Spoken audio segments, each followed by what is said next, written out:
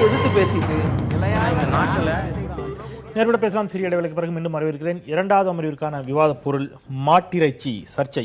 போராட்ட களத்தில் எதிர்க்கட்சிகள் இந்த உத்தரவு ஒழுங்குபடுத்துதலா அல்லது உரிமை மீறலா என்ற தளத்தில் விவாதிக்க இருக்கின்றோம். மாட்டிறைச்சி தொடர்பான சர்ச்சை கடந்த 2-3 தினங்களாகவே தொடர்ச்சியாக நடைபெற்றுக் கொண்டிருக்கக்கூடிய நிலையில் சென்னை உயர்நீதிமன்றத்தினுடைய மதுரை கிளை இன்றைக்கு அதற்கு ஒரு தடை உத்தரவு பிறப்பித்திருக்கிறது. இது ஒரு புறம் இருக்கு. அதனுடைய இன்னொரு நீட்சியாக இன்று மாலை வந்த செய்தி, சென்னை ஐஐடி கேம்பஸில் மாணவர்கள் கூடி அம்பேத்கர் ஆய்வு மையத்தினுடைய மாணவர்கள் மாட்டுக்கறி விருந்து ஒன்றை ஒருங்கிணைத்திருந்தார்கள். அதை ஒருங்கிணைத்தார் என்ற முறையில் சூரஜ் என்ற மாணவர் தாக்கப்பட்டிருந்தார். அவர் மருத்துவமனையிலும் அனுமதிக்கப்பட்டிருந்தார். இது ஒருபுறம். நாளை அதன் தொடர்ச்சியாக அடுத்தடுத்த நாட்களில் எதிர்க்கட்சிகள், காங்கிரஸ், திராவிட முன்னேற்ற கழகம் உள்ளிட்ட எதிர்க்கட்சிகள் இங்கே போராட்டத்திற்கும் அழைப்பு விடுத்திருக்கிறார்கள். இதுவே இந்த நேரத்தினுடைய விவாத பொருளாக இருக்கிறது. பணிக்கலாம் அரங்கில் நம்மோடு இணைகிறார்கள். இந்த அமர்வில் விலங்குகள் நல ஆர்வலர் முரளிதரன், வணக்கம் சொல்லி வரவேற்கிறேன். பாஜகவின் சார்பில் வழக்கறிஞர் குமரகுரு தொடர்கிறார், மீண்டும் கூட வரவேற்கிறேன். திராவிட முன்னேற்ற கழகத்தின் சார்பில் கான்ஸ்டன்டைன் ரவீந்திரன், வணக்கம் சொல்லி வரவேற்கிறேன். கால்நடை ஆராய்ச்சியாளர் திரு சேனாதிபதி, வணக்கம். நால்வருக்கும். நான் சேனாதிபதி உங்களிடமிருந்தே தொடங்கலாம் அப்படின்னு நினைக்கிறேன். நான் தொடர்ச்சியாக நீங்கள் கால்நடைகள் சார்ந்து இயங்கிக் கொண்டிருக்கக்கூடியவர், அதனால் அதற்காக நிறைய பிரத்யேகமான முயற்சிகளை எடுத்துக்கொண்டிருக்கக்கூடியவர். அப்படிங்கிற முறையில் கால்நடைகள் பாதுகாக்கப்பட வேண்டும் அப்படிங்கிற அந்த ஹாஸ்பிட்டலாக நீங்களும் இயங்கிக்கிட்டு இருக்கிறீங்க. இந்த மத்திய அரசினுடைய இந்த அறிவிக்கை எந்த அளவிற்கு கால்நடைகளை பாதுகாக்க உதவும் நீங்கள் நினைக்கிறீங்க? முதல்ல இது கால்நடை பாதுகாக்குமா இல்லையா என்பதற்கு முன்னால் எதற்காக மத்திய சுற்றுச்சூழல் அமைச்சகம் இந்த சட்டத்தை கொண்டு வருகிறது என்பதை சிந்தித்து பார்க்க வேண்டும். மத்தியில் விவசாய அமைச்சர் இருக்கிறார், ஒரு cabinet minister, 2 minister for state இருக்கிறார்கள். அப்பேற்பட்ட ஒரு அமைச்சகம் இருக்கும் பொழுது, அனிமல் ஹஸ்பண்ட்ரி டிபார்ட்மெண்ட் இருக்கும் பொழுது, எதற்காக சுற்றுச்சூழல் அமைச்சகம் மாடுகள் மீது திடீரென்று கரிசனை கொண்டு, எப்படி 2012 ஒரு தவறு நடந்ததோ அதே போல இந்த நோட்டிஃபிகேஷனை நாங்கள் முழுதாக எதிர்க்கிறோம். இது மாடுகளுக்கு எந்தவித நல்ல விஷயத்தையும் செய்யாது.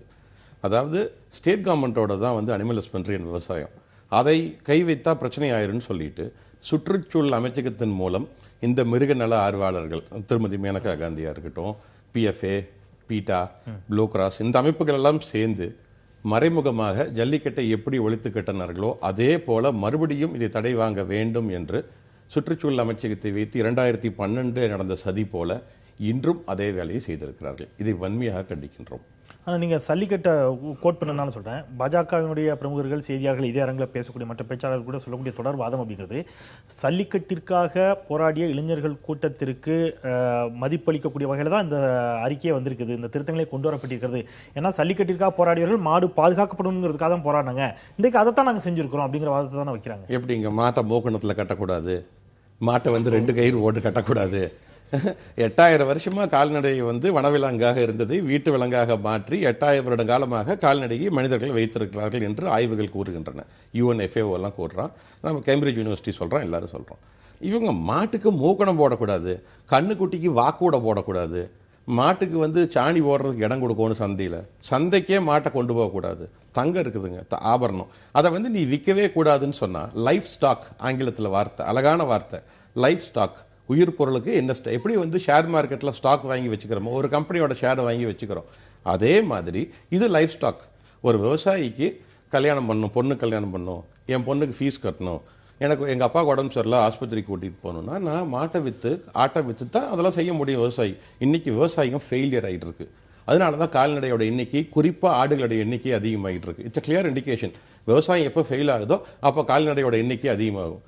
அதை விட்டுட்டு இதுக்கு இவங்க ஆதரவு கொடுக்கணும், கால்நடையை வளர்க்கணும்னா இதுக்கு ஆதரவு கொடுத்துருக்கணும். இன்னைக்கு எடுத்துட்டிங்கன்னா 12,000 விவசாயிகள் இந்திய நாட்டில் இந்த வருஷம் தற்கொலை பண்ணி செத்துருக்காங்க. அவங்களுக்கு ஒரு ஸ்கீம் கொண்டு வந்திருக்கலாமே, அதை விட்டுட்டு எதுக்காக இதை போய் நோண்டிட்டு இருக்காங்க? இல்லை, இப்போ இதில் நீங்கள் சொல்கிற மாதிரி எங்கள் இடத்துலையும் அதை விற்கக்கூடாதுன்னு நாங்கள் சொல்லலை. அவங்க சொல்கிறது அதற்கான அடையாளங்களை பற்றி தெரிஞ்சு வச்சுருக்கணும், அவருடைய விற்கக்கூடியவர் வாங்கக்கூடியவருடைய முகவரி அடையாள ஆவணங்கள் வைத்திருக்கணும், அவர் விவசாயி தான் அப்படிங்கிறத வருவாய்த்துறை ஆவணங்கள் கொண்டு உறுதிப்படுத்தணும், 6 மாத காலத்திற்குள் அதை விற்க மாட்டோங்கிற உறுதி அளிக்கணும். இந்த மாதிரி சில நெறிமுறைகளை தானே கொடுக்குறாங்க. நான் இன்னைக்கு மாடு வாங்கிட்டு போகிறேனுங்க உங்கள் இருந்து, எனக்கு 1 வாரம் கழிச்சு எனக்கு ஒரு கஷ்டம் வருது, நான் மாட்டை 6 மாதத்துக்கு விற்க மாட்டேன்னா இது என்னங்க இது சட்டம்? இது எந்த விதத்தில் நியாயம்னு சொல்லுங்களேன். லைஃப் ஸ்டாக், என் மாட்டை, என் பூமி, என்னோட தங்கம், என்னோட மாடு, என்னுடைய விவசாய பொருள், நான் புளிங்காய் வளர்த்துறேன், நெல் நடுறேன், கரும்பு ஓடுறேன், நான் ஏன் வெட்டி வித்துட்டு போகிறேன்? இதை விற்க வேண்டாம்னு சொல்றதுக்கு நீங்க யாரு? இல்ல இது கள்ளச்சந்தையின் மூலமாக வெளிநாடுகளுக்கு கடத்தப்படுகிறது அல்லது அண்டை மாநிலங்களுக்கு கொண்டு போகப்படுகிறது. அதன் மூலம் இங்க இருக்கக்கூடிய கால்நடை செல்வங்கள் குறைந்து போகின்றன அப்படிங்கிற வாதம் தான் தொடர்ச்சியாக பாஜக சார்பில் வைக்கப்படுகிறது. அதிகமாக மாட்டிறைச்சியை சாப்பிடக்கூடிய மாநிலங்களுக்கு அல்லது அண்டை நாடுகளுக்கு கடத்தப்படுகிறது இந்தியாவுடைய கால்நடைகள். அதை தடுக்கிறதுக்கு தான் இதை முழுதாக நான் பாஜகவின் சார்பாக பார்க்கவில்லை. நிறைய பேர்த்துக்கு இதுல தெளிவான புரிதல் இருக்கிறது. இதை மிருகநல ஆர்வலர்களும் திருமதி மேனகா காந்தியும் செய்த சதியாகத்தான் நான் பார்க்கிறேன். அதனால இதை எடுத்து கரெக்டா புரிய வச்சோம்னா இதை ஏன்னா அனில் தவேன்னு மிந்தி ஒரு சுற்றுச்சூழல் அமைச்சர் இருந்தார், மிக நல்ல மனிதர். நாங்கள் ஜல்லிக்கட்டப்போ அவரை போய் சந்திச்சோம். அவர் இறந்து போய் 10 நாள் ஆகல 15 நாள் ஆகல சுற்றுச்சூழல் அமைச்சகத்தை வந்து மறுபடியும் வேலையை ஆரம்பிச்சிட்டாங்க. அவர் இருக்க வரைக்கும் இவங்களால செஞ்சிருக்க முடியாது. ஏன்னா அவர் அஷூரன்ஸ் கொடுத்தாரு, ஜல்லிக்கட்டு தமிழ்நாட்டில் நடக்கும், ரேக்லா நடக்கும், கர்நாடகாவில் கம்பாலா நடக்கும், மகாராஷ்டிராவில் பேல்கவுடா நடக்கும். அவர் சொன்ன வார்த்தை ஐ நோ. மாட்டை வச்சு எப்படி விவசாயம் பொருளாதாரம் நடக்குது, கிராம பொருளாதாரம் நடக்குதுன்னு சொன்னார். இது முழுக்க முழுக்க கிராம பொருளாதாரத்தை, வில்லேஜ் எக்கானமியை ரூயின் பண்றதுக்கான ஒரு வேலை. இது அதான் செய்யறாங்க. திரு குமரகுரு, ஒரு பொருளை வாங்கிய பிறகு அந்த விவசாயிக்கு திடீர்னு ஒரு வார காலத்தில் உடல்நல குறைவு ஏற்படுது அல்லது ஒரு நல்லதே வருது, வீட்டில் ஏதோ திடீர்னு கல்யாணம் ஃபிக்ஸ் ஆகுறது அல்லது குழந்தைக்கு ஃபீஸ் கட்டணும், ஆடு மாடை விற்கிறதுங்கிறது ரொம்ப சகஜமான ஒன்று தான். விவசாயிகள் பலரும் தங்களுக்கான சான்றிதழ்கள், தங்களுக்கான அடையாள ஆவணங்களே வச்சிருப்பாங்களான்னு தெரியாது. அந்த அளவுக்கு இருக்கக்கூடிய விவசாயிகள் மாடை பற்றி, மாட்டிற்கான இது அடையாளங்களை தெரிஞ்சு வச்சுக்கணும். அந்த மாடு இவரோட தான், அதை நான் விவசாயத்துக்கு தான் விற்கிறேன், அதை கறிக்கு நான் விற்கலை, இதுக்கு 2 பேரும் 5 நகல்கள் வச்சுக்கணும், இதை தாசில்தார் வச்சுக்கணும். இவ்வளோ ப்ரொசீஜர் பண்ணி அவர் என்ன பங்கு சந்தையில முதலீடு பண்றாரு? அது இது முதல்ல விளக்கம் என்னன்னா, அந்த கௌரி மௌலேக்கர்ன்ற அவங்க போட்ட கேஸில் சுப்ரீம் கோர்ட் தெளிவாக section 38 of prevention of cruelty ஆக்டில் நீங்கள் இன்னும் தெளிவுபடுத்தணும். நீங்கள் சரியாக எப்படி மாடு எங்கே விற்கணும், எது பண்ணணும், வைக்கணும் எல்லாம் சொல்லியிருக்காங்க. அது ஒரு தெளிவாக பண்ணுங்கன்னு 2 வருஷமாக ஆர்குமெண்ட் நடந்தது. இப்போ ஒரு தவறான புரிதல் மக்கள்கிட்ட என்ன இருக்குன்னா, மாட்டு இறைச்சிக்கு தடை. தயவுசெய்து ஒரு இடத்துலயாவது சொல்லுங்க, மாட்டு இறைச்சிக்கு எங்கேயும் தடை கிடையாது. ஆனா சந்தையில ஏன் விற்கக்கூடாதுன்னு கேட்குறீங்க. எப்போ விற்கலான்னு சொன்னாங்க அது சொல்லுங்க. இது வரைக்கும் நம்ம பிசிஐ ஆக்ட்ல ஒரே விஷயத்துல ஒரு மாட்டையோ ஒரு ஆட்டையோ நீங்க சாப்பிட்றதுக்காக கொலை பண்றது தப்பு இல்லை. ஆனா எங்க கொலை பண்றது, எங்க வெட்டுறதுங்கிறது கிளியரா ஸ்லாட்டர் ஹவுஸ் என்று சொல்லக்கூடிய தொட்டியில தான் வெட்டணும். எங்க வெட்டுறதுங்கிற வார்த்தை கொலை கொலைன்னா இது இல்ல. நீங்க மாட்டை கொலை செய்யக்கூடாதுன்னு அவங்க சொல்றாங்க. பிசி ஆக்ட்ல மாட்டை கொலை செய்யாதீர்கள் அப்படிங்கிறாங்க. அதனால மாட்டை வெட்டி இறைச்சிக்காக வாங்குறது எல்லாமே ஸ்லாட்டர் ஹவுஸ் தான். அது மட்டும் இல்ல, பிராய்லர் சிக்கனை கூட நீங்க ஸ்லாட்டர் ஹவுஸ் தான் வெட்டணும்ன்றாங்க. ஆனா யாரும் வெட்டுறது இல்ல. இல்ல எதுக்கு சொல்றேன், நீங்க அதை ஸ்கிப் பண்றீங்க. ஏன்னா மாட்டு இறைச்சின்னும் போது இவங்க எல்லாம் என்ன ஒரு இமேஜை கொண்டு வராங்கன்னா, சந்தையில மாட்டு இறைச்சி கிடையாது. நான் இறைச்சிக்குள்ள வாதத்துக்குள்ள அடுத்து வரேன், நான் இறைச்சிக்கான வாதத்துக்குள்ள வரேன். என்னுடைய கேள்வி என்பது, விவசாயம் பாதுகாக்கப்படணும் அல்லது கால்நடைகள் பாதுகாக்கப்படணும் அப்படிங்கறதா இதனுடைய நோக்கம் அப்படின்னு சொன்னா, இந்த சட்டங்கள் எல்லாம் எந்த விதத்துல அதை பாதுகாக்கும் அப்படிங்கிறாங்க. நீங்க 6 மாதத்திற்குள் விற்க கூடாதுன்னு உறுதி அளிக்கணும்னா அவருடைய பொருள் அவர் வாங்கிட்டு அடுத்த வாரமே கூட விற்கலாம் தானே? 6 மாதத்துக்குள்ள விற்க கூடாது. கள்ள சந்தை அப்படின்னு விற்கும் போது ஏன் சந்தையில விற்க கூடாதுன்னா, சந்தையில கண்ட்ரோல் கிடையாது. 6 மாதத்துக்குள்ள நல்ல சந்தையில விற்கணும் கூட சொல்லல. 6 மாதத்துக்கு விற்கவே கூடாதுங்கறத ரெஸ்ட்ரிக்ஷன் எப்படின்னா, நீங்க 6 மாசத்துக்குள்ள எப்படி வித்துக்கணும், இங்க வாங்கிட்டு இங்க வித்துட்டு வாங்கிட்டு அடுத்த சந்தையில போய் வேற இடத்துல வித்து கறிக்கு வித்துட்டாங்கன்னா அது யாரும் தடுக்க முடியாது. முதல்ல 6 மாசம் கள்ள சந்தைங்கிறது என்னன்னு கேக்குறாரு. கள்ள சந்தை இல்ல, பிளாக் மார்க்கெட்ல உடனே பிளாக் மார்க்கெட்ல புரியல.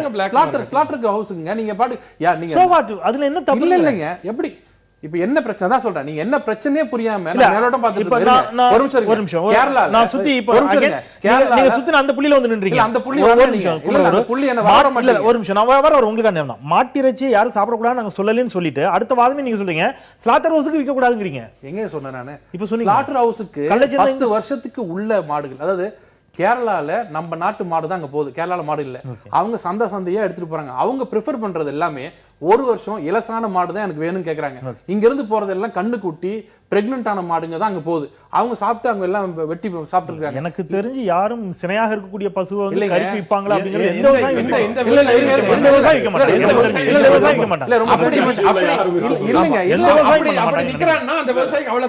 விவசாயம் இல்லைங்க. நான் அதை சொல்லல. இல்ல வண்டியில ஏத்தி போகும்போது அது என்ன ஆகுதுன்றது நமக்கு எல்லாரும் தெரியும். இதையெல்லாம் முறைப்படுத்துறதுக்கு நீங்க அங்க விற்காதீங்க, நீங்க நேரா ஸ்லாட்டர் ஹவுஸ்க்கு நேரா போய் எங்க ஆடு வெட்டுறாங்களோ மாடு வெட்டுறாங்களோ 10 வருஷத்துக்கு உள்ள இருக்கு அதிகமா இருக்கிறவங்க வெட்டினரி டாக்டர்ட்ட சைன் வாங்கி கொடுத்துருங்க. இது எல்லாமே சுப்ரீம் கோர்ட் சொல்ற மாதிரி இத மொத்தமா கணக்கெடுங்க. மாடுகள் எல்லாம் கணக்கு எடுத்து இதுல எவ்வளவு மாடுகள் வெட்டப்படுகின்றன, எவ்வளவு மாடு இல்லீகலா விற்கப்படுகின்றன எல்லாம் கேளுங்க. இன்னொன்னு டிசீஸ், இன்ஃபெக்ஷன் எல்லாத்தையுமே பாருங்க. ஒரு ஒரு ஒரு லாரியில 40 வண்டி ஏத்திட்டு போனீங்கன்னா இன்ஃபெக்ஷன் வருது. மொத்தத்துல சுப்ரீம் கோர்ட் இல்ல அது அங்க இல்ல. ரெண்டு விஷயம். ஒரு விவசாயி நீங்க மாட்டை ஷோகேஸ்ல வைக்கிறதா பயன்படுத்துறதா? பயன்படுத்தணும். மூக்கனாங்கயிறு போடாம ஒரு மாட்டை எங்க போட சொன்னாங்க? தயவுசெய்து தப்பான சொல்லாதீங்க. எங்க போடக்கூடாது நீங்க திருத்துங்க. அந்த அனிமல் மார்க்கெட்ல, அந்த மார்க்கெட்ல மூக்க கைடு பிடி இழுக்காதீங்க, கொடுமைப்படுத்தாதீங்கன்னு. உங்க வீட்ல நீங்க வந்து மாடு மேய்க்கும் போது மூக்கனாங்கயிறு போடக்கூடாதுங்களா? இப்படி தவறான இல்ல இப்படி தவறான வாதமே எல்லாரும் சொல்லிட்டு அது இல்ல மூக்கனாங்கயிறை பிடித்துக் கொண்டு விவசாயி சந்தைக்கு கொண்டு போக கூடாது என்பதுதான் ஐடியா. இல்ல அந்த விவசாயி அந்த சந்தையில மூக்கனாங்கயிறை பிடிச்சி தரத்தரத்தன இழுத்துட்டு வரக்கூடாது. எந்த இடத்துல அதை ஹார்ம் பண்ணக்கூடாது. ஒரு நிமிஷம், நான் சாரி டு சே திஸ், நான் இதுக்காக நீங்க மாட்ட வா அப்படின்னா வராது அது இல்லையா? அப்ப நம்ம தான் கூட்டு போகணும். நீ வா அப்படின்னு சொன்னா மாடு வருமா? இல்ல நம்ம எப்படி போறது? மாடு என்ன நம்ம மெயின் டாபிக் என்ன? அதுதான் அதுல அது அப்படியே மாத்தி இல்ல இது மூக்கனாங்க இது மெயின் டாபிக். எது மெயின் டாபிக்? நான் சொல்றேன் இருங்க. நீங்க இன்னைக்கு ஸ்க்ராலிங்ல போறது என்னங்க? மாட்டு இறைச்சிக்கு தடை. நான் ரெண்டு விஷயம் மாட்டிறைச்சி சர்ச்சை, மாட்டிறைச்சி தடையில மாட்டிறைச்சி சர்ச்சை உங்களுக்கு தெரியும். 2 நாளா 3 நாளா இப்ப இன்னைக்கு என்ன இன்னைக்கு என்ன செய்யுறீங்களா? மாட்டிறைச்சி தடைக்கு தடை. நான் முடிச்சறேன். நேற்றைய விவாதம் மாட்டிறைச்சி குறித்தும் மாட்டிறைச்சி அரசியல் குறித்தும் நிகழ்த்தப்பட்டது. இது நேர்பட பேசல. இன்றைய விவாதமே கால்நடை ஆர்வலர்களையும் அழைத்து வைப்பதற்கான காரணத்தையும் நான் சொல்றேன். இது எந்த விதத்துல கால்நடைகளுக்கும் அல்லது விவசாயிகளுக்கும் பலனளிக்கக்கூடியதாக இருக்கும் அப்படிங்கறத அந்த விவாதத்தினுடைய நோக்கம். மூக்கனாங்கயிறு கட்டக்கூடாது அப்படிங்கிறது என்ன விதம்? இது ஒரு ப்ரொசீஜர், அதாவது ரூல்ஸ்ல வந்து மூக்கனாங்கயிறு கட்டக்கூடாது, சூடு வைக்க கூடாதுங்கிறதுலாம் அப்படிங்களா? நீங்க வந்து இல்ல அவரே கேளுங்க. பிசி ஆக்ட் எடுத்து படிக்க சொல்லுங்க. அதுல எத்தனை இருக்குன்னு சொல்லுங்க. அதுல மூக்கு குத்தலாமான்னு கேளுங்க. எதுவுமே நீங்க பண்ண முடியாது. ஒரு சீல் வைக்க முடியாது, ஒரு முத்திரை வைக்க முடியாது. அதை விட்டுருங்க. நான் என்ன சொல்றேன், ஒரு ரூல்ஸ்னு போடுறாங்க. மெயின் நீங்க என்ன சொன்னீங்க? மாட்டு இறைச்சி விற்க கூடாததுக்கு தடைக்கு தடை. மாட்டு இறைச்சிக்கு விற்க கூடாது நீங்க சொல்றீங்க. நம்ம மாட்டு இறைச்சி பிரச்சனைக்கு அடுத்து வருவோம். இல்ல நான் சொல்றது வாக்கோடைன்னு ஒன்னு இருக்குங்க. இல்லங்க நீங்க ப்ரொசீஜர் நான் சொல்றது வாக்கோட போடாதீங்கங்கறாங்க. நான் மாடு உண்டான நான் மாட்டு இறைச்சி குறித்து நிச்சயமா பேச போறோம். சூரஜ் தாக்கப்பட்டிருக்கிறார் மாணவர், அது குறித்து நான் நிச்சயமா இந்த அமர்விலே நம்ம பேசுவோம். அடுத்த அமர்வுல என்னோட கேள்வி என்பது இது இன்னும் கூட கொஞ்சம் புரிதலை ஏற்படுத்தலாங்கிறதுக்காக நானும் கேட்கிறேன். இந்த வாதத்துக்குள்ள போறோம். அவர் சில வாதங்கள் வைக்கிறார். வாய்க்கூட போடாதீங்க கண்ணுக்குட்டிக்கு அப்படிங்கிறார். இது இது இது வாய்க்கூடை போடுவது கண்ணுக்குட்டிக்கு வாய்க்கூட போடுறதுங்கிறது வேற எதையாவது சாப்பிட கூடாதுங்கிறதுக்காக அது கூட கல்லை மண்ணி கண்ணுக்குட்டி தின்னு போடு, வாக்கூட போடாதீங்கன்னா நீ மாடு வளர்த்தாதீங்கிறதா திருமதி மேனகா காந்தி இந்த அனிமல் வெல்ஃபேர் கும்பலோட எண்ணமே. அதான் சரி. இல்ல நீங்க வந்து முதல்ல வந்து ஜல்லிக்கட்டு விஷயம் வரும்போது என் கூட வளர்ந்த மாடு, என் கூட கட்டி பிடிச்ச மாடு நான் விடுவேனா அப்படிலாம் சொல்லிட்டு இல்ல இன்னைக்கு மாடை வந்து சேவ் பண்றதுக்கு அது கொல்லாதீங்க அவசரப்பட்டு 10 வருஷத்துக்கு அப்புறம் தான் கொல்லணும்னு சொல்லும்போது சந்தோஷப்படக்கூடியவங்க விலங்கு ஆளுநர்லாம் ஏன் நீங்க இதே வெட்டக்கூடாது ஏன் வெட்டக்கூடாது அப்படி இல்ல. நான் என்ன சொல்றேன், நீங்க இத்தனை நாளா ஏன் பயப்படுறீங்கன்னா இல்லீகலா சந்தையில வித்திருக்கீங்க. இத்தனை நாளா பக்கத்து ஸ்டேட் கர்நாடகா இல்லீகல்ங்கிறது எனக்கு புரியல. லீகல் இல்லீகல் எது அது என்னன்னா இல்ல பசுவதை சட்டம் இங்க இருக்கு, அதை மீறி விக்கிறீங்க. சின்ன இது எக்ஸாம்பிள், இதுக்கு பேக்ரவுண்ட் என்னது இந்த டாக்குமெண்ட்டுக்குன்னா, ஃபார் எக்ஸாம்பிள் நமக்கு இன்னைக்கு அந்நிய செலாவணியை சம்பாதித்து கொடுக்கிறது ஹையஸ்ட் ஏர்னர் வந்து மாட்டு சந்தை, மாட்டு இறைச்சி எக்ஸ்போர்ட் தான். அது இல்லீகலா லீகலா? இந்த லீகல், அது லீகல். அத பேன் பண்ணிருக்காங்க. இருங்க சார், இல்ல இருங்க, பேன் பண்ணிருக்காங்க. இல்ல இல்ல 65000 கோடி. Let me explain. இப்போ வந்து இந்த வருஷம் வந்து டார்கெட் வந்து $7 பில்லியன். இப்போ என்ன நடக்குதுன்னா நம்ம கணக்குல சொல்லுங்க முரளி, நம்ம பணத்துல சொல்லுங்க. 30,000 crores. இல்ல லாஸ்ட் இயர் 65,000 கோடி, 2015-16 65,000 கோடி, 2,65,000 மெட்ரிக் டன். நான் என்ன சொல்றேன், எனக்கு டாலர்லாம் புரியாது. நான் என்ன சொல்றேன், அந்த பாயிண்ட்க்கு வரேன். இந்த எக்ஸ் அமௌண்ட்டுக்கு போயிட்டு இருக்கு. நம்ம ஊர்ல பாத்தீங்கன்னா ஆடுகளும் கோழிகளும் மாட்டு இறைச்சிக்காக நம்ம வந்து ஃபார்மிங் பண்றோம். It's called factory farming. வளர்க்கிறோம். ஆடு வந்து இன்னும் ஃபேக்டரி ஃபார்மிங் ஆகல. இல்ல இன்னும் விவசாயி தான் ஆடு வச்சிருக்காங்க. இல்ல உணவு கோழி மட்டும் தான் ஃபேக்டரி ஃபார்மிங் ஆயிருச்சு. உணவுக்காக உண்டாக்குறாங்க. எல்லாமே வளர்க்குற ஆடு வளர்க்குறது எல்லாம் மந்தையா வளர்க்குறது எல்லாம் கசாப்புக்கு தான். யாரும் வந்து பாதுகாப்பு கசாப்புன்னு நீங்க இங்க இருந்து பார்க்கலாம். இல்ல விவசாயி எப்படி பார்க்கறான்னா லைவ்லிஹுட், வாழ்வாதாரம், அது சாப்பாட்டுக்கு அதுதான். இல்ல மாடு கூட வாழ்வாதாரம் தான். எல்லாமே வாழ்வாதாரம் தான். இருங்க நான் क्वेश्चन பண்ணல. என்டையர் கால்நடை வாழ்வாதாரம் தான். மை பாயிண்ட் எக்ஸ்போர்ட்ஸ் வந்து 5 பில்லியன் 6 பில்லியன் ஏறிட்டு இருக்கு. நம்ம வந்து இறைச்சிக்குன்னு மாடு வளர்க்கல. சோ நம்ம ஏத்துற மாடுலாம் என்ன ஆகி போச்சுன்னா இப்ப ஓவர் பீரியட் இன்னைக்கு சந்தைக்கு போனீங்கன்னா எத்தனை மாடு விவசாயி வாங்குறான்னு பாருங்க. விவசாயி cannot buy what he wants. அவனுக்கு என்ன வேணுமோ அதை வாங்க முடியாது. அங்க வாங்குறது எல்லாம் வந்து கழிவுபட்டன கேரளால இருந்து ஏஜென்ட்ஸ் வராங்க, அவங்க வந்து நல்ல மாடுகள் நீங்க கேட்டீங்க இப்ப கர்ப்பிணி மாடுலாம் ஏத்துவாங்களான்னு. சார் எஃப்ஐஆர் போடுறேன் நான் மாடுகளை. இல்ல மாடெல்லாம் அவங்க வாங்குறாங்க இல்லையா, அது எங்க கொண்டு போறாங்கங்கறீங்க? கசாப்புக்கு. நான் வந்து கசாப்புக்கு மீன் வெளிநாடுகளுக்கா? வெளிநாடுக்கு போகுது, லோக்கல் கன்சம்ப்ஷனுக்கு போகுது. கேரளா நான் இப்ப குமரூர் இருக்காரு, நீங்க தவறுனா கூட திருத்துங்க. இங்க இருந்து சீனாவுக்கு சென்றிருந்த பொழுது பிரதமர் அக்ரிமெண்ட் சைன் பண்ணிட்டு வந்தார், இங்க இருந்து மாட்டு இறைச்சி ஏற்றுமதி பண்ணாங்க. நான் என்ன கேக்குறேன், இங்கிருந்து மாற்று ஏற்றுமதியை தடை செஞ்சுட்டா இந்த விவசாயிகள் இயல்பாகவே மாட்டுக்கு கறிக்காக நீங்க சொல்ற இல்லீகலாவோ அல்லது லீகலாவோ அதை விற்பனை செய்யக்கூடிய வாய்ப்பு முற்றிலும் தடைபட்டு போகுது. முடியாது. $7 பில்லியன் அந்நிய செலாவணி வேற எந்த பிசினஸும் ஈடுகட்ட $7 பில்லியன்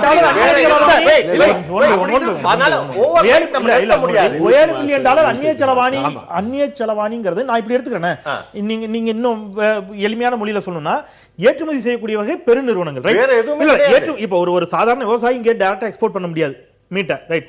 நீங்க வந்து ஒரு பெருநிறுவனம் எக்ஸ்போர்ட் பண்றாங்க, அதுக்குள்ள ஒரு பெரிய அரசியலுக்கு அந்த சர்ச்சைக்குள்ள நான் இப்ப போக முடியல. ஏதோ ஒரு பெரிய நிறுவனம் XYZ வச்சுங்க, அவங்க எக்ஸ்போர்ட் பண்றாங்க, அவங்களுக்கு அது வருமானம், அதன் மூலம் நாட்டுக்கு வருமானம். ஆனா வெறும் 5000 ரூபாய்க்கும் 10000 ரூபாய்க்கு அந்த மாட்டை வித்து வீட்டுல உடம்பு சரியில்லாம இருக்கிற குழந்தைக்கோ அல்லது ஃபீஸ் கட்டணும்னு நினைக்கிற பாப்பாவுக்கோ கல்யாணத்துக்கோ பயன்படுத்தணும்னு நினைக்கிற விவசாயிக்கு பாதிப்பு. நீங்க பெருநிறுவனங்களுக்கு லாபம், அதை தடுக்க முடியாதுங்கிற வாதம் எந்த வகையில ஏற்படுது? பாயிண்ட் என்னன்னா, கசாப்புக்கு சட்டத்தில் லா ஆஃப் த லேண்ட் சொல்லுது, கசாப்புக்கு நீ அனுப்பு, யூஸ்லெஸ் கேட்ல தான் நீ அனுப்புன்னு சொல்லியிருக்கு. இல்ல பீஃப்க்கு வந்து பஃபலோ எருமை மாட்டு இறைச்சி தான் அனுப்பணும். எருமை மாட்டு இறைச்சி வந்து சில மாகாணங்கள்ல வந்து ஃபேக்டரி ஃபார்மிங் பண்ணிக்கிட்டு இருக்காங்க இறைச்சிக்குனே. ஏன்னா நம்ம ஊர்ல எடுத்துக்கிட்டீங்கன்னா முக்காவாசி மாடு இல்ல 90% மாடு வந்து நம்ம பாலுக்கோ இல்ல வயல்ல வந்து வேலை செய்யறதுக்கு தான் வளர்க்குறோம். இப்ப நல்ல மாடுகளை வண்டியில ஏத்துறாங்க. அதாவது காளைகள், இன்னும் 10 வருஷம் உழைக்க வேண்டிய காளைகள், பசு இன்னும் 10 குட்டி போட வேண்டிய பசு, இதெல்லாமே வண்டியில ஏற்றி நம்ம வந்து இதெல்லாம் இதுல வரேன். இதுல நீங்க பேசுறது இப்ப எல்லாரோட மைண்ட்லயும் வச்சு பேசுறது, இதுல பாக்குற வியூவர்ஸ் கூட மைண்ட்ல ஃபிக்ஸ் ஆறது பசுவை ஃபிக்ஸ் பண்ணியே போயிட்டு இருக்குது, ரைட்? இந்த டாபிக் தொடங்குனதுல இருந்து நான் இந்த இதை சொல்ல, இந்த பிரச்சனை வந்ததுல இருந்து மாட்டு அரசியல்ங்கிறத அவங்க வாதமா வைக்கிறாங்க அப்படின்னாலே அந்த மாட்டு அரசியல்ங்கிற எதிர்க்கட்சியுடைய வாதம் பசு மையப்படுத்த வாதமா தான் இருக்குது. என்னோட கேள்வி, ஒட்டகம் எங்கிருந்து வந்துச்சு? எங்க சார் ஒட்டகம் எங்கிருந்து வந்துச்சு? ஒட்டகமும் எருமை மாடு எங்கிருந்து வந்துச்சு? இல்ல இது வந்து ஜெனரிக் டாக்குமெண்ட். இதுல முக்காவாசி அவங்க கவர் பண்ண, இதுல வந்து 2வது பார்ட் ஒன்று இருக்கு, நீங்க பாத்தீங்களான்னு தெரியல. அதாவது என்ன போட ஒரு ஆக்டிவிஸ்ட் நாங்க வந்து உண்மையில இந்த மாதிரி இல்லீகலா கேரளா கொண்டு போற மாடுகளை தடுத்து நிறுத்தி கேஸ் போடுவோம். ஃபார் எக்ஸாம்பிள் ஒரு நார்ம் இருக்கு, ஒரு வண்டியில வந்து 2.5 ஸ்கொயர் மீட்டர் ஒரு மாட்டுக்கு தேவை, அது இருந்தா தான் ஏத்த முடியும். அப்படி ஏத்துனா ஒரு டாரஸ் வண்டியில 6 மாடு தான் ஏத்த முடியும். அதுக்கு மேல நீங்க எத்தனை மாடு ஏத்துறீங்களோ இட்ஸ் ஆல் இல்லீகல். அந்த மாதிரி வண்டியில ஏத்தல. இந்த மூக்கனாங்கர் டாபிக் ஏன் தெரியுமா வருது, இழுக்க கூடாதுன்னு. வயசான மாடுகள் அந்த வண்டியில இங்க இருந்து கேரளா போகுது, ஆந்திரால இருந்து 24 மணி நேரம் வண்டியில போகணும். போற வழியில நிக்க முடியாது, விழுந்துச்சுன்னா மத்த மாடு மிதிச்சு கொண்டுரும். அங்க விலை போகாது மார்க்கெட்ல. சோ என்ன பண்ணுவாங்க தெரியுமா, வயசான மாட்டுக்கு மூக்கனாங்கர்ல கயிறை கட்டி கூரையில தொங்க விட்டுருவாங்க. சரி, வாக்கோடைக்கு கண்ணுக்குட்டிக்கு வாக்கோட போடாதுன்னு சொல்றது என்ன காரணம்? ரெண்டாவது நான் சொல்றேன், இந்த டாபிக் கண்ணுக்குட்டிக்கு வாக்கோடை போடாதுன்னு சொல்றது என்ன காரணம்? அது ஒரு வீகனிசம் ஒரு கான்செப்ட் திணிச்சிருக்காங்க. எனக்கு இந்த வீகனிசம் தான நாட்டுல வந்து ஜல்லிக்கட்டு தடை பண்ணனும். நான் அத பத்தி சப்போர்ட் பண்ணல. இந்த டாக்குமெண்ட் வந்து ஜனவரி மாசம் போட்டுறாங்க பப்ளிக் டொமைன்ல. இன்னொரு கேள்வியோட கூட நான் இடைவெளிக்கு நேரத்துக்கு அப்புறம் தான் ரவீந்திரன் போக வேண்டியிருக்குன்னு நினைக்கிறேன். இதுல இஷ்யூ அப்படிங்கிறது நீங்க சொன்ன மாதிரி மாடுகளை மட்டும் அதிகமாக குறிப்பிட்ட அந்த கொடுக்கப்பட்ட நிபந்தனைகள் கொடுக்கப்பட்ட எண்ணிக்கையை தாண்டி ஏத்துறதுல நீங்க எல்லா லோடுமே, நீங்க ஏதோ ஒரு பொருள் ஏத்துனா கூட நீங்க வக்கீல ஏத்துற லாரியை பார்க்கலாம், எந்த பொருளுமோ ஓவர்லோடு தான். ஆனா நம்ம வக்கீல ஏத்தக்கூடாதுன்னு சட்டம் போடுறது இல்ல. ஒன்னு லைஃப், அது ஒரு ஜட பொருள், ஒரு உயிர் பொருள், ஒன்னு ஜட பொருள், ரெண்டுக்குமான வித்தியாசம். நீங்க 2 உயிர் பொருட்களில் எந்த உயிர் பொருளை பற்றி அதிகமான கவலை கொள்ள போகிற கேள்வி நான் இடைவெளிக்கு போறேன். விவசாயி ஒரு உயிர் பொருள் தான், அந்த விவசாயி பற்றிய கவலையா அல்லது மாடு ஒரு உயிர் பொருள், அந்த மாட்டை பற்றிய கவலையா? நம்ம நிச்சயமா ஒரு சிறிய இடைவெளிக்கு அப்புறம் அந்த இடத்துல வந்திருக்காரு, அவங்க எல்லாம் வந்திருக்காங்க, அவங்க எல்லாம் வந்து மனிதர்களுக்காக போராடுறாங்க, பேசலாம். அந்த மாதிரி விலங்குகளுக்காக பேசலாம் நிச்சயமா, அப்சல்யூட்லி. அந்த பாயிண்ட்ஸ் நம்ம எடுத்துக்க வேண்டியது தான். இதுல கால்நடைகளை பராமரிக்கணும் அல்லது கால்நடைகள் வந்து இந்த மாதிரி இல்லீகலா ஏற்றுமதி ஆவதில் தான் சிக்கல், அது கால்நடைகள் பாதுகாக்கப்பட வேண்டியதுதான் அவசியம் அப்படின்னு சொன்னா எந்த இடத்துல இது வந்து சட்டம் ஒழுங்கை ஒரு சில கும்பல்கள் கையில் எடுத்துக்கொள்ளக்கூடிய அவசியம் எந்த இடத்துல இருந்து வருகிறது? பல வட மாநிலங்களில் தாக்கப்படுகிறார்கள் கறியை எடுத்துட்டு போறவங்க. ஐஐடியில் ஒரு இளைஞர் மாணவர் தாக்கப்பட்டிருக்கிறார். இவையெல்லாம் கூட மாட்டின் மீது இருக்கக்கூடிய பாசமும் பரிவும் தான் காரணமா? ஒரு சிறிய இடைவேளைக்கு பிறகு நேர்பட பேசலாம், இணைந்திருங்கள். நேர்பட பேசலாம் சிறிய இடைவேளைக்கு பிறகு. மாட்டிறைச்சி சர்ச்சை குறித்து வாழ்த்து கொண்டிருக்கின்றோம். சொல்லுங்க திரு ரவீந்திரன், இது ஒழுங்குபடுத்துதலா உரிமை மீறலா? இது இரண்டும் இல்லாத ஒன்று. இது ஒழுங்குபடுத்துதலும் இல்லை, ஆனால் உரிமை மீறலின் ஒரு வெளிப்பாடு. அதற்கு முன்னால் இதனால் பாரதிய ஜனதா கட்சி ஒன்றை சாதித்திருக்கிறது மத்திய அரசு. எது என்று கேட்டால், கடந்த 2 நாட்களாக நமது தொலைக்காட்சி ஊடகங்கள், பிரிண்ட் மீடியாக்கள் அதிகமாக இதை பேசிக் கொண்டிருக்கிறது. ஆனால் பேசியிருக்க வேண்டிய தலைப்பு, கடந்த 3 ஆண்டுகளில் நரேந்திர மோடி அவர்கள் தலைமையிலான அரசு இந்த நாட்டிற்கு என்ன செய்திருக்கிறது, அதை அனலைஸ் பண்ணுவதை அப்படியே தட்டி கழித்து விட்டு புதிதாக ஒரு பிரச்சனையை இந்தியா முழுக்க உருவாக்கி விட்டுவிட்டு பிரதமர் நரேந்திர மோடி சேஃபாக ஜெர்மனிக்கு சென்று விட்டார். அந்த வகையில் அந்த 3 ஆண்டு கால அரசின் செயல்பாடுகளை நாம் அளந்தெடுக்க முடியாமல் ஒரு பிரச்சனையை தூண்டிவிட்டு அதிலே இருந்து பாரதிய ஜனதா கட்சி தப்பித்துக் கொண்டிருக்கிறது. ஒன்று, அந்த வகையில் அதற்கு வெற்றி. இன்னொன்று, இது வந்த உடனேயே எங்கள் செயல் தலைவர் தளபதியார் அவர்கள் ஒரு அறிக்கையை கொடுத்தார்கள். அதிலே அவர் மிக தெளிவாக சுட்டிக்காட்டி இருந்த விஷயம், இந்த பசு மாடு என்பது அல்லது மாடு சார்ந்த சட்டங்கள் என்பது முழுக்க மாநில அரசின் கட்டுப்பாட்டில் வருகிறது. இது சார்ந்த கட்டுப்பாடுகள் மத்திய மாநில அரசுகளின் சார்ந்து இருக்கிறது. இந்த இடத்தில் மத்திய அரசு மாநில அரசினுடைய உரிமையை மீறி இருக்கிறது. இது மிகுந்த கண்டனத்துக்குரியது என்று தளபதியார் சொல்லியிருந்த அறிக்கையை இன்றைக்கு மதுரை உயர்நீதிமன்ற கிளையினுடைய நீதிபதி அவர்கள் தெளிவாக சொல்லி இருக்கிறார். இந்த பிரச்சனை மத்திய மாநில அரசு பட்டியலில் இருக்கிறது. அப்படி இருக்கும்போது மத்திய அரசு இதில் தன்னிச்சையாக ஆதிக்கம் செலுத்த முடியாது. எனவே மத்திய அரசின் இந்த உத்தரவுக்கு இடைக்கால தடை விதிக்கப்படுகிறது.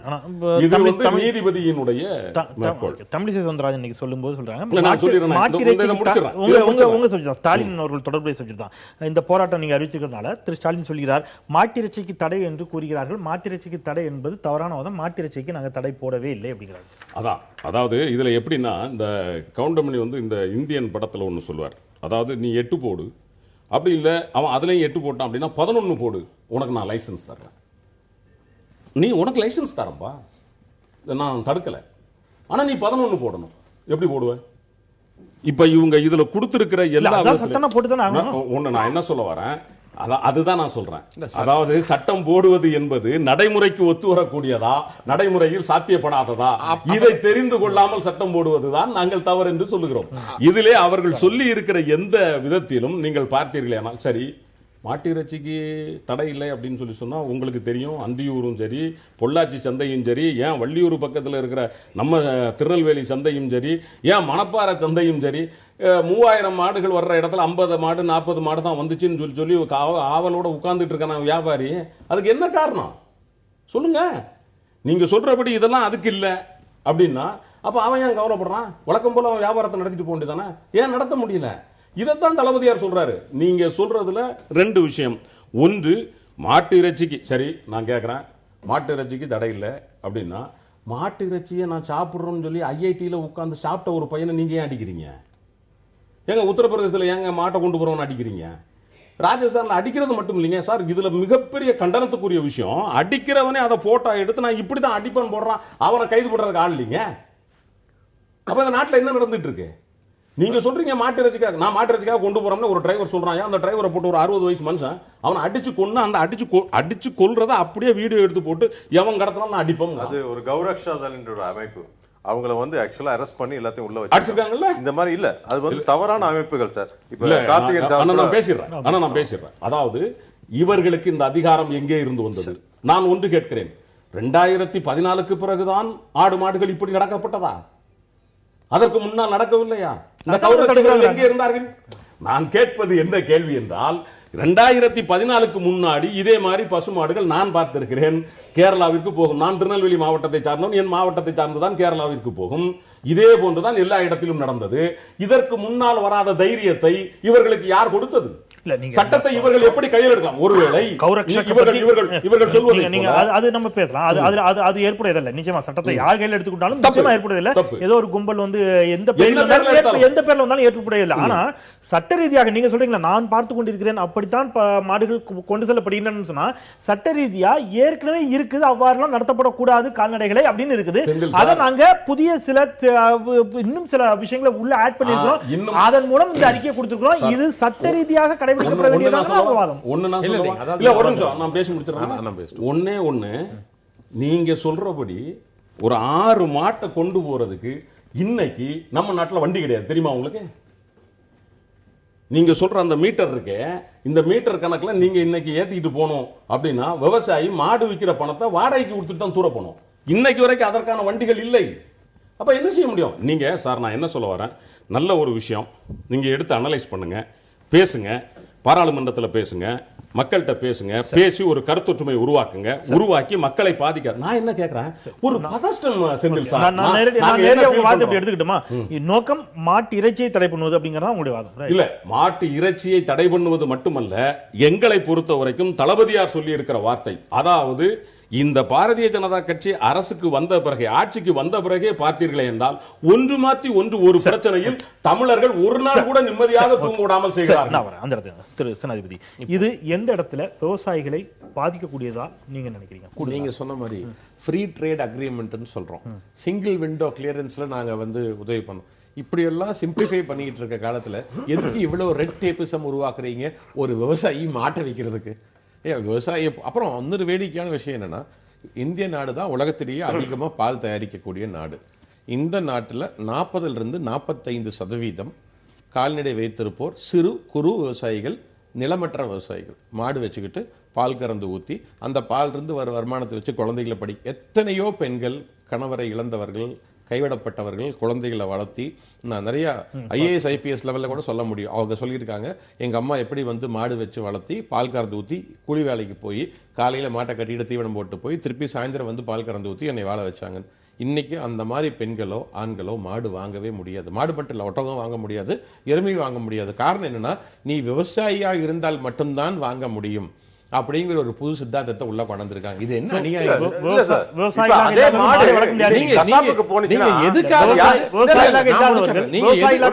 மாடு வளர்க்கவே முடியாது. இவங்க தான் டாக்குமெண்ட் கொடுக்குறாங்க, ரெவன்யூ டாக்குமெண்ட் காட்டு, தாசில்தார் சர்டிபிகேட் வாங்கிட்டு வா, RI வாங்கிட்டு வா, VO வாங்கிட்டு வா, இத்தனை வாங்கிட்டு போய் பண்றதுக்கு விவசாயி என்ன டாக்டரேட் படிச்சுட்டு உட்காந்து இருக்கிறானுங்க? கஷ்டத்தில் உட்கார்ந்து இருக்கிற விவசாயிக்கு கால்நடை தான் சோறு போடுது. அந்த சோற்றையும் புடுங்கி இது வந்து கிராமப்புற பொருளாதாரத்தை அளிப்பதற்கான ஒரு திட்டம். இது 2வது நோக்கம். 3வது நோக்கம், இதில் இருக்கக்கூடிய பிரச்சனையை யாரும் புரிந்து கொள்ளவில்லை. இது முழுக்க திருப்பி நான் சொல்றேன், அனிமல் வெல்ஃபேர் பண்ண அட்டகாசம். உலகத்தில் எந்த நாட்டிலையுமே சிறு குறு நிலமற்ற விவசாயிகள் மாடுகளை வைத்து பால் தயாரிக்கக்கூடிய நாடே கிடையாது. நீ உலகத்தில் எங்க பார்த்தீங்கன்னாலும் அவங்க பெரிய பெரிய கம்பெனிஸ் தான், ஃபார்ம்ஸ் தான் பால் தயாரிப்பான். இந்திய நாட்டில் மட்டும்தான் சிறு குறு நிலமற்ற விவசாயிகள், பாஸ்டோலிஸ்ட்னு சொல்றான். இதே குஜராத் எடுத்துக்கோங்க, ரபாரின்னு ஒரு இனம். அவர்களுக்கு இன்னைக்கு எந்த ஐடி கார்டும் கிடையாது, அவங்களுக்கு எலெக்ஷன் ஐடி கூட கிடையாது. தெருவாக நொமாட்ஸ்ன்னு சொல்லுவாங்க, மாடுகளை ஓட்டிக்கொண்டு, ஒட்டகங்களை ஓட்டிக்கொண்டு, ஆடுகளை ஓட்டிக்கொண்டு வாழக்கூடியவர்கள். ராஜஸ்தான் போனீங்கன்னா ரைக்கான்னு ஒரு இனம், தமிழ்நாட்டில் கோணார்கள் இருக்கிறார்கள். இவங்க கோணார்கள்லாம் வந்து மாடுகளை ஓட்டிக்கொண்டு, மாடுகளை வளர்த்தி கொண்டு வாழக்கூடியவர்கள். அவங்களுக்கு பூமியே இருக்கா எத்தனையோ பேருக்கு, அவங்க கால்நடை வைத்து தான் பிழைப்பாங்க. கோவை பக்கத்தில் பார்த்தீங்கன்னா குறும்ப கவுண்டர்னு ஒரு இனம் இருக்காங்க, அவங்க ஆடு மேய்க்கிறாங்க. யாருமே பூமி இருக்கிறவன் தான் மாடு வச்சிருக்கணும்னா இது என்னங்க? இதனுடைய நோக்கம் என்ன அப்படின்னு நீங்க சந்தேகப்படுறீங்க? இது வந்து இரண்டு வகையான நோக்கம். ஒன்று, இந்த அனிமல் வெல்ஃபேர் கும்பல்லாம் ஒன்று சேர்ந்து ஜல்லிக்கட்டுக்கு எதிராக ஜனவரி மாதம் சுப்ரீம் கோர்ட்டுக்கு போனாங்க. அப்போ சுப்ரீம் கோர்ட் என்ன சொல்லுச்சு, பிப்ரவரி மாதம் இந்த பீட்டா, இந்த ப்ளூ கிராஸ், இந்த அமைப்புகள்லாம் போனதுக்கு உனக்கு 2 வாரம் டைம் தர்றேன். பீட்டா இவங்க நீங்களாம் பதில் சொல்லுங்க, ஏன் தமிழ்நாட்டு கொண்டு வந்த சட்ட திருத்தம் செல்லாதுன்னு சொல்லுங்க. அதில் மத்திய அரசாங்கத்தையும் சேர்த்தி தான் அவங்க சாட்டினாங்க. என்ன சொன்னாங்கன்னா, மத்திய அரசாங்கம் வந்து தமிழ்நாட்டோட சட்டத்துக்கு ஒப்புதல் கொடுத்தது தவறுன்னு சொல்லி சொன்னாங்க. அப்போ மத்திய அரசாங்கத்தோட வழக்கறிஞர் வந்து அவர் ஆஜராகி மத்திய அரசாங்கத்தோட நிலைப்பாட்டையும் தமிழக அரசாங்கத்தோட நிலைப்பாட்டையும் டிஃபெண்ட் பண்ணி, இல்லை நாங்கள் ஜல்லிக்கட்டுக்காக கொண்டு வந்தோம், பாரம்பரிய கால்நடையை காப்பாற்றுன்னு சொல்லி நமக்கு ஆதரவாக தான் செஞ்சாங்க. அப்போ பீட்டா சொன்னப்போ உச்சநீதிமன்றம் 2 வாரம் பீட்டா அமைப்புக்கு மற்றும் இந்த மிருகவள மேனகா காந்தியோட தங்கையோட அமைப்புக்கெல்லாம் வந்து டைம் கொடுத்து 2 வாரத்தில் நீ கவுண்டர் ஃபைல் பண்ணுன்னு சொன்னாங்க. இன்னைக்கு வரைக்கும் ஃபைல் பண்ணல. அவங்க தெளிவான ஒரு முடிவு எடுத்துட்டாங்க, சுப்ரீம் கோர்ட்ல போய் இனிமேல் ஜெயிக்க முடியாது. ஸோ நம்ம வேற வழியில வந்து சட்ட திருத்தத்தை கொண்டு வந்து சுற்றுச்சூழல் அமைச்சகத்தை தவறாக பயன்படுத்தி விவசாய அமைச்சரகம் செய்ய வேண்டிய வேலையை சுற்றுச்சூழல் அமைச்சகத்தை வைத்து சுற்றுச்சூழல் அமைச்சகத்துக்கும் மாட்டுக்கும் சந்தைக்கும் என்ன சம்பந்தம்? ஒரு சிறிய இடைவெளிக்கு பிறகு வந்துடுறேன். சுற்றுச்சூழல் அமைச்சகத்திற்கும் கால்நடை துறைகளுக்கும் என்ன தொடர்பு இருக்கிறது? இந்த அறிக்கையை கொடுக்க வேண்டிய அவசியம் சுற்றுச்சூழல் துறைக்கு எந்த இடத்தில் வருகிறது அப்படிங்கிற கேள்வியை தொடர்ச்சியாக முன்வைக்கிறார் சேனாதிபதி. ஒரு சிறிய இடைவெளிக்கு பிறகு நேர்பட பேசலாம். இணைந்து எதிர்த்து பேசிட்டு நேர்விட பேசலாம். மாட்டிறைச்சி சர்ச்சை குறித்து விவாதித்துக் கொண்டிருக்கிறோம். திரு குமரகுரு, இதில் எருமை மாட்டுக்கு விலக்களிக்கலாங்கிறத குறித்து பரிசீலனை நடப்பதாக ஒரு செய்தி வந்து கொண்டிருக்கிறது. ஒட்டகம், பசு, காளை இதெல்லாம் இதில் சேர்க்கப்பட்டிருக்கிறது. 2-3 கேள்விகள் இயல்பாக எழுகின்றன. கால்நடைகள் பராமரிக்கப்படணும் அல்லது கால்நடைகள் துன்புறுத்தப்படக்கூடாது அப்படின்னு சொன்னால் இது வந்து யானைக்கும் குதிரைக்கும் கூட பொருந்தும் தானே. யானைக்கு கொடுக்கப்படக்கூடிய மிகப்பெரிய தண்டனைங்கிறது யானை ஒரு இடத்துல நிப்பாட்டி வைக்கிறது அப்படிங்கிறாங்க விலங்குகள் நல ஆர்வலர்கள். யானை நீண்ட தூரம் நடக்கணும் அப்படிங்கிறது தான் யானைக்கு இயற்கையாக இருக்கக்கூடியது. ஏன்னா அப்போதான் அவ்வளோ உணவு எடுத்துக்க முடியும், நடக்க முடியும். யானைகள் கோயில்களில் பயன்படுத்தப்படுகின்றன, குதிரைகள் இன்னமும் இராணுவத்தில் பயன்படுத்தப்படுகிறது. அப்போது இவையெல்லாம் கூட இந்த விலங்குகள் வதைக்கப்படக்கூடிய அந்த பட்டியலில் வராதா? அதுக்கெல்லாம் என்ன செய்ய போகிறோம்? நீங்க பேசிக்கா தப்பா புரிஞ்சுட்டீங்க. அதாவது இந்த விலங்கு வதையை பத்தி இங்க பிரச்சனை இல்லை. மாடு இனத்தை காப்பாற்றுவது. மாடு இனம் வந்து சொன்ன மாதிரி பால் கொடுக்குது, அது வந்து சாணம் போடுது, கோபர் கேஸ், நிறைய விஷயம் அதுல இருக்கிற விவசாயி நேரா போய் சந்தையில போய் 6 மாசம் 10 மாசம் 8 மாசம் இருக்கிறதுல வித்துட்டு அவங்க பாட்டு வந்துடுறாங்க. அதை எடுத்துட்டு போறவங்க எல்லாருமே 200-2000 மாடு எடுத்துட்டு போய் வெட்டி ஒரு சின்ன குறுக்கீடு தான். அந்த இனம் அழியக்கூடாது. ஒரு சின்ன குறுக்கீடு தான். நீங்க வதையை பற்றி இப்ப அல்ல பிரச்சனை அப்படின்னீங்க. இது என்ன சட்டத்துக்கு கீழே வருது? அதாங்க prevention of cruelty act, animal prevention of cruelty animal மிருக வதையில வதையை தடை செய்யற சட்டம் section 38 how to regulate the sale. அதுல தான் இந்த இது வருது. நீங்க மொத்த மிருக வதைங்கிறது வராதான்னு கேக்குறேன். இல்லைங்க, இந்த மிருக வதை சட்டத்துல இருக்கிற ஒரு செக்ஷன்ல மார்க்கெட் எப்படி பண்றதுன்றது வருது. அது ஏன் வருதுன்னா சுப்ரீம் கோர்ட் கேக்குது, வருஷம் இவ்வளவு குறைஞ்சு போகுது மாடு, ஏன் குறையுதுன்னா எல்லாம் வந்து நேபாளுக்கும் வெஸ்ட் பெங்காலுக்கும் பங்களாதேஷுக்கும் எடுத்துட்டு போறாங்க, அதையே ரெகுலேட் பண்ணக்கூடாதுன்னு கேக்குறாங்க. ரெகுலேட் பண்றதுக்கு எதுவுமே இல்ல. சந்தையை க்ளோஸ் பண்ணுங்க, சந்தையில விற்காதீங்க, 2000-3000 ஆடு விற்க கூடாது, யாருக்கு விற்கணுமோ ஸ்லாட்டர் ஹவுஸ்ல விற்கணும்ன்றாங்க. நான் என்ன சொல்றேன், ஒரு பக்கம் எவ்வளவு புரிதல் இல்ல பாருங்க. ஒரு பக்கம் பால் உற்பத்தி குறைஞ்சிருச்சு, நம்ம நாட்டுல மாடே இல்ல, விவசாயம் தோத்து போச்சு, விவசாயி செத்துறான் அப்படின்னு ஒரு பக்கம். ஆனா இந்த பக்கம் விவசாயி விக்கிறதுல என்ன இருக்கு? என்னுடைய கேள்வி, இங்க இருந்து வெளிநாடுகளுக்கு மாடு இறைச்சிக்காக ஏற்றுமதி செய்யறத வந்து நிறுத்தணும் அப்படிங்கறதுல ஏற்றுமதியை ஒரு 5 வருஷத்துக்காக தடை பண்ணுங்க. மாடு ஏற்றுமதி ஆகாது. நீங்க கேக்குறதுல முரண்பாடான தகவல் பாருங்க. இப்போ நம்ம இந்த பிஜேபி கவர்மெண்ட் வந்து இப்ப எக்ஸ்போர்ட் நல்லா இன்க்ரீஸ் பண்ணிட்டே இருங்க. அது வேண்டாம் தான் தடை போடுறோம். புரியுதா உங்களுக்கு? ஒரு நிமிஷம், நான் இப்படி வரேன். நீங்க தடை பண்ணீங்க. நான் என்ன சொல்றேன், 10 வருஷத்துக்கு மேல இருக்கிற உதவாத மாடுகளை வெட்டி விடுங்கள் அப்படிங்கிறோம். எங்க கொண்டு போய் விட்டுறது? எங்க ஸ்லாட்டர் ஹவுஸ்ல வித்துடுங்க. ஸ்லாட்டர் ஹவுஸ்ல வெட்டி எல்லாம் எடுத்துப்பாங்க, எல்லாரும் சாப்பிடலாம்னு சொல்றோம். அது எக்ஸஸா இருக்கிறத ஒருத்தன் வாங்கிட்டு போய் எக்ஸ்போர்ட் பண்றான், அதுல தவறு இல்ல. இதுல எங்க வந்து வெட்டக்கூடாதுன்னு சொன்னாங்க? என்ன சொல்றோம், 10 வருஷத்துக்கு உள்ள இருக்கிற மாடு விற்காதீங்க, வெட்டத்துக்கு விற்காதீங்க, வேற ஒரு விவசாய பர்பஸ்க்கு வித்துருங்க அப்படின்னு சொல்றோம். ஸ்லாட்டர் ஹவுஸ்ல வெட்டுறதுக்கும் இதுக்கு என்ன இது? முதல்ல இருந்தே முரண்பாடா கேக்குறீங்க. நீங்க ஏற்றுமதி ஏன் தடை பண்ணக்கூடாது? நான் பேசுறேன். ஏற்றுமதி தடை பண்ணக்கூடாதுன்னு ஏன் சொல்றேன்? நீங்க ஏற்றுமதி எப்ப தெரியுங்க தடையாகும்? இப்ப மாடை கடைக்கல வச்சுங்க, ஏற்றுமதி தன்னால குறைஞ்சிரும். நீங்க கவலைப்படாதீங்க, தன்னால வந்துரும். லாபம் இல்லைன்னா அவனை தடை பண்ணிப்பான். உங்ககிட்ட தான் தொடர்பு. ஐஐடி மாணவர் பேட்டி கொடுத்து கொண்டிருக்கிறார். இது தொடர்பான சப்ஜெக்ட்ங்கிறதுனால அந்த மாணவருடைய பேட்டியை பார்த்து நம்ம தொடரலாம். அந்த போராட்டம் நடத்திய மாணவர்களை ஏபிவிபியை சேர்ந்த குண்டர்கள், அதாவது RSS மாணவர் இயக்கமான ஏபிவிபியை சேர்ந்த குண்டர்கள் சூரஜ் என்ற மாணவரை கடுமையாக தாக்கியுள்ளனர். ஆகவே அந்த தாக்குதலை கேம்பஸ் ஃப்ரண்ட் ஆஃப் இந்தியா மிகவும் வன்மையாக கண்டித்து இந்த போராட்டத்தை நடத்தியிருக்கின்றது. எனவே அடுத்து அந்த தாக்குதல் நடத்திய அந்த குண்டர்களை கைது செய்ய கோரியும் அந்த மாணவருக்கு தகுந்த ஒரு நிவாரணம் வழங்க கூறியும் கேம்பஸ் ஃப்ரண்ட் ஆஃப் இந்தியா இந்த மாட்டுக்கறி உண்ணும் போராட்டம் என்னும் போராட்டத்தை கையில் எடுத்து நடத்தி கொண்டிருக்கின்றது. மாட்டுக்கறி உண்பது என்பது எங்களுடைய உரிமை. அந்த உரிமையை யாராலும் தட்டி கேட்க முடியாது. அதை கேட்பதற்கு எவனுக்கும் எந்த அதிகாரியும் கிடையாது. அவர்கள் அடித்தால் எங்களுக்கும் திருப்பி அடிக்க தெரியும். மாட்டுக்கறி உண்பது எங்கள் உரிமை, நாங்கள் அதை உண்போம். அதை எவரும் தடுக்க முடியாது. அவர்கள் என்ன முடியுமோ செய்து கொள்ளட்டும். கேம்பஸ் ஃப்ரண்ட் ஜிந்தாபாத். எஸ் முகமது நாவித், மாநில செயற்குழு உறுப்பினர்.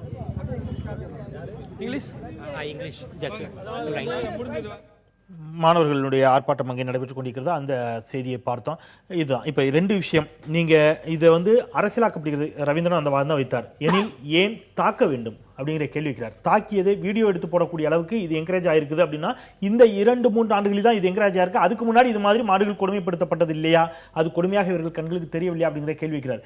ஏனில் இது ஒரு அரசியல் பார்வையோடைய அணுகப்படுகிறதா இந்த பிரச்சனையும்? இல்லைங்க, வன்முறை எந்த ரூபத்தில் வந்தாலும் கண்டிக்கப்பட வேண்டும். அது யாரா இருந்தாலும் அவங்க தண்டிக்கப்பட வேண்டும். அதுல ஒன்றும் அதையும் இதையும் கூட மிக்ஸ் பண்ண வேண்டாம். இதுல ஒரு தவறு ஒருத்தர் செஞ்சுட்டாருன்னா இந்த பாலிசியே தப்புங்கிற மாதிரி இருக்கும். அவருக்கு ரவீந்திரன் சொன்னாரு ஏன் இந்த திமிர் வந்துச்சுன்னு.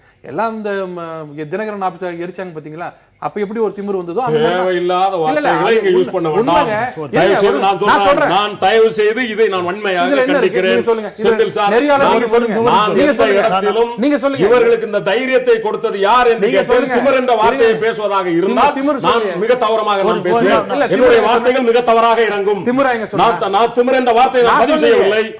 நான் பதிவு செய்யாத வார்த்தையை நான் பேசியதாக நீங்கள் பேசினால் நான் மிக கடுமையாக நான் வார்த்தைகளை பிரயோகப்படுத்துவேன். நான் கிடையாது. அவரே நீங்க வாபஸ் வாங்க. நான் இப்ப சொல்றது கேளுங்க. நான் பேசாத வார்த்தை நீங்க பேச கூடாது. நான் பேசாத வார்த்தை நீங்க எப்படிங்க சொல்லுவீங்க? எப்படி சொன்னீங்க? எங்க நான் பேசுறேங்க. திமிருங்கிற வார்த்தை நான் சொல்லல. நான் சொன்ன திமிருங்கிற வார்த்தை நான் சொல்லறேன். நான் என்ன சொன்னேன்? எங்க சொல்லறேன் இல்ல. திமிருங்கிற வார்த்தை நான் யூஸ் பண்ணல. நான் எப்பவுமே நாகரிகமாக மேலே பேசுகிறவன். எனக்கு அந்த திமிருங்கிற வார்த்தை வந்தது இல்ல. ஆனா எங்க இருந்து இதை எரிச்சாங்க கொண்டாங்கங்கிறது இப்ப என்ன அவசியம் வந்ததுங்க? ஏன் உங்களுக்கு ஏன் கோவம் வருது? யாருங்கிறது நீங்க எப்படிங்க சொல்லுவீங்க? யார் எரிச்சது? யார் எரிச்சது? அது இப்ப எங்க தேவைச்சு? இன் வாட் யார் எரிச்சது? யார் எரிச்சது? ஏன் கோவம் எனக்கு வந்தது? ரெண்டு பேருக்கான ஒரு கேள்வி. நான் சொன்னதுக்கு பதில் சொல்லும்போது ரெண்டு பேருக்கான நான் சொன்னதுக்கு தான அவர் பதில் சொன்னாரு. அப்ப ஏன் தினகரன் கேக்குறாங்க? இதுக்கும் தினகரனுக்கும் இந்த இதுக்கு என்ன சம்பந்தம்? ரெண்டு பேருக்கான ஒரு கேள்வி கேக்குறேன். ரெண்டு பேருக்கான ஒரு கேள்வி கேக்குறேன். இல்ல நீங்க சரியா நடத்தணும். இல்ல நான் முடிச்சிரேன் ரவீந்திரன்.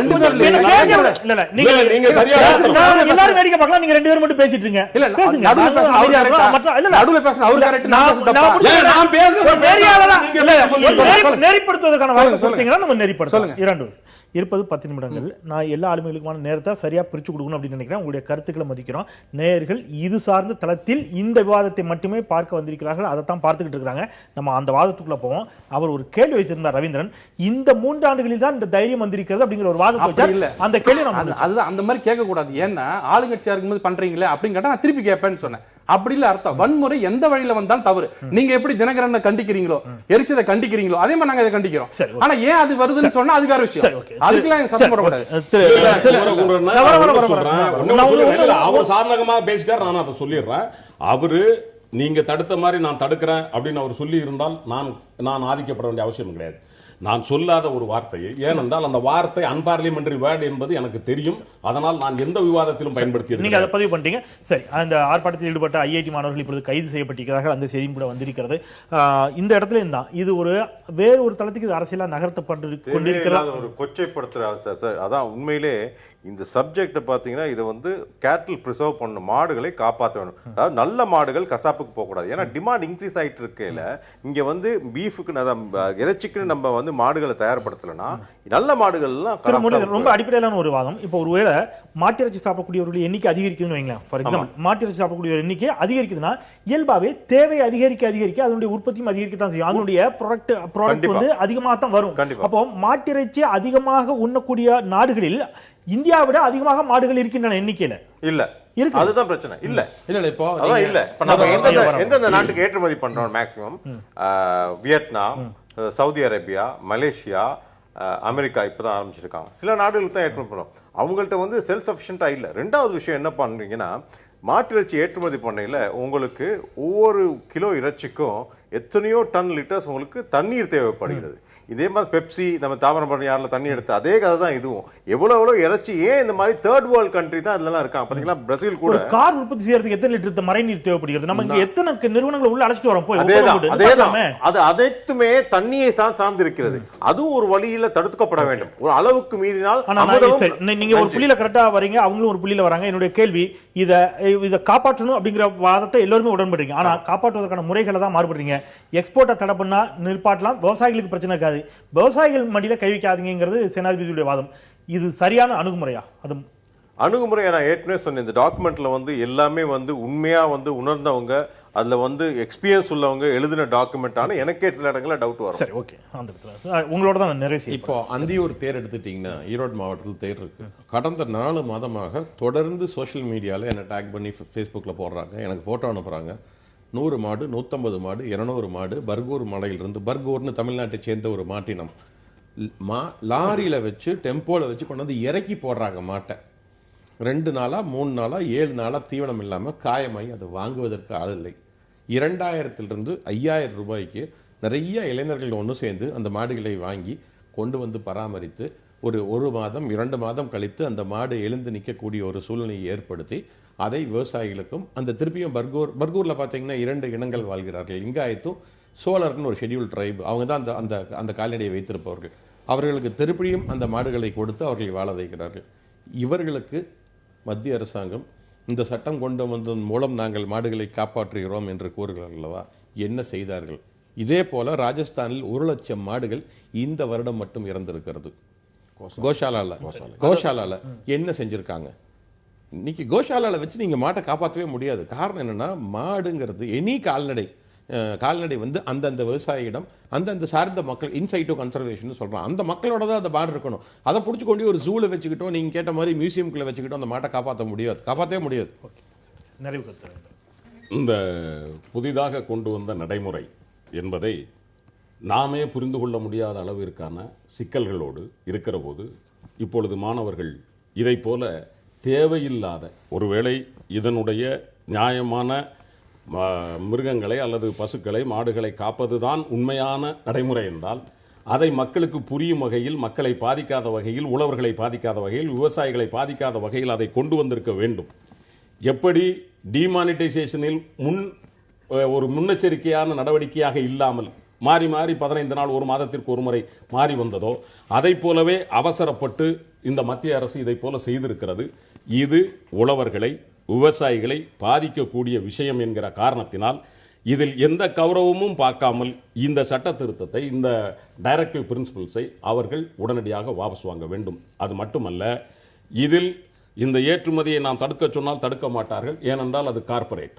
ஒரு வகையில் பார்க்கிற போது கடந்த 3 ஆண்டு காலத்தில் பாரதிய ஜனதா கட்சியினுடைய நடவடிக்கைகளை பார்க்கிற போது மத்திய அரசினுடைய நடவடிக்கைகள் கார்ப்பரேட்டிற்கு சப்போர்ட்டிவாகவே போய்கொண்டிருக்கிறது. இதை பார்க்கிற போது எனக்கு ஒன்று தோன்றுகிறது, ஒரு பொருளாதார அடியாளின் ஒப்புதல் வாக்குமூலம் என்று ஜான் பெர்கின்ஸ் அவர்கள் எழுதியிருந்தார்கள். அந்த ஒரு பொருளாதார அடியாளினுடைய அறிவுறுத்தலிலேயே இந்த அரசாங்கம், மத்திய அரசு நடந்து கொண்டிருக்கிறதோ என்கிற ஐயப்பாடு வருவதை தடுத்து நிறுத்த முடியவில்லை. இனிமேலாவது பாரதிய ஜனதா கட்சியின் இந்த மத்திய அரசு மக்களுக்கான நல்ல திட்டங்களை கொண்டு வர வேண்டும் என்று திராவிட முன்னேற்ற கழக செயல் தலைவர் தளபதியாரின் சார்பில் கேட்டுக்கொள்கிறேன். ஒற்றவரில் மறுப்பு சொன்னா சொல்லலாம். நான் ஒரு விமர்சனம் வச்சதுனால புதிய விமர்சனங்களுக்கு வழி கொடுக்காம இல்லை, அதெல்லாம் ஒன்றும் இல்லை. இப்போ எக்ஸ்போர்ட் பண்ணக்கூடாதுங்கிறதுக்காக தான் இதை குறைக்கிறதுக்காக அதை கொண்டு வந்திருக்கோம். இதில் சின்ன நடைமுறை சிக்கல் இருப்பதாக விவசாயிகள் நினைச்சா கூட தயவு செய்து அமைதியாக இதை கொஞ்சம் ஏற்றுக்குங்க. ஏன்னா மாடு வளம் நிறைய வரும், நாட்டுக்கு நல்லது வரும். எக்ஸ்போர்ட் குறையும் அப்படிங்கிற வாதத்தில் ஒரே வரியில நிறைவு கருத்து, எக்ஸ்போர்ட் இதனால் குறையும். நிச்சயமாக அது பொய்யான விஷயங்க, கண்டிப்பா குறையாது. அப்படி உங்களுக்கு மாட்டு மீது கரிசனை இருந்தால் கம்ப்ளீட்டா பேன் பண்ணுங்க. 65,000 கோடி ரூபாய் போனா போயிட்டு போது பேன் பண்ணுங்க, மாடுகள் நல்லா இருக்கும். லோக்கல் கன்சம்ஷன் பிரச்சனையே கிடையாது. நீங்க வெளிநாட்டுக்கு அனுப்புவதை தடை செய்யுங்கள். ஒரே தடை ஒரே ஆணையில பண்ண முடியும். இதற்காக சுத்தி வளைச்சு ஒரு விஷயத்தை செய்ய வர்றீங்க. தடை பண்ணீங்கன்னா வேலை முடிஞ்சது. கூடுதலாக கூட ஒரு கேள்விதான், ஜல்லிக்கட்டை ஆதரித்தவர்கள் இதை எதிர்ப்பது முரண்பாடாக இருக்கிறது அப்படிங்கிற ஒரு வாதம் வைக்கப்படுகிறது. ஜல்லிக்கட்டிலும் பாரம்பரிய கால்நடையை காப்பாற்ற வேண்டும், அந்த கால்நடையை வைத்து இயற்கை விவசாயம் செய்ய வேண்டும், நல்ல பால் குழந்தைகளுக்கும் நுகர்வோருக்கும் கிடைக்க வேண்டும் என்பதுதான் எங்களுடைய கலாச்சார விளையாட்டை தடை செய்யக்கூடாது என்பதுதான் எங்களுடைய வாதம். ஜல்லிக்கட்டுக்கு யார் எதிரியாக இருந்தார்களோ திருமதி மேனகா காந்தி அதே கும்பல் தான் இந்த சட்ட திருத்தத்தையும் கொண்டு வந்திருக்கிறது. அதே கும்பலுடைய நிலைப்பாடு இதை சுத்தி வளர்ச்சி அளிக்க வேண்டும் என்பதுதான் நிலைப்பாடு. சரி, ஓகே. இது மாற்றினங்களை அளிக்கக்கூடிய முயற்சி அப்படிங்கிறீங்க, நிச்சயமாக அவ்வாறு இருக்காது அப்படிங்கிறாரு குமரகுரு. சில மாற்றங்களை மட்டும் இந்த அறிவிக்கையில செஞ்சிருந்தால் இது வரவேற்கக்கூடிய அறிக்கை அப்படிங்கிறது அவருடைய வாதமா இருக்கிறது. இதற்குள் ஒரு பெரிய அரசியல் இருக்குங்கிறார் ரவீந்திரன். காலம்தான் பதில் சொல்ல வேண்டும். நால்வரும் அரங்கில் இணைந்தீர்கள், நெஞ்சார்ந்த நன்றிகள். பார்த்த நேயர்களுக்கும் நன்றி சொல்லி இந்த அளவிலே நாம் நிறைவு செய்யலாம். ஏதோ இடத்துல விவசாயிகள் நாளுக்கு நாள் விவசாயிகளும் தங்களுடைய வாழ்வாதாரத்தை பேணுவதற்கும் வாழ்க்கையை அடுத்த கட்டத்துக்கு நகர்த்துவதற்குமே போராடி கொண்டிருக்கக்கூடிய நிலையில் கால்நடைகளை நம்பக்கூடிய ஒரு இடத்திற்கு தள்ளப்பட்டிருக்கிறார்கள். இதுபோன்ற சட்டங்கள் அவர்களுக்கு எந்த இடத்திலும் பின்னடைவை கொடுத்துவிடக்கூடாது அப்படிங்கிற கரிசனத்தோடும் அக்கறையோடும் நிறைவு செய்யலாம். அச்சம் தவிர்த்து நெஞ்சம் நிமிர்த்தி மற்றும் ஒரு நேர்பட பேசுவில் சந்திக்கின்றேன். நன்றி, வணக்கம். எதிர்த்து பேசிட்டு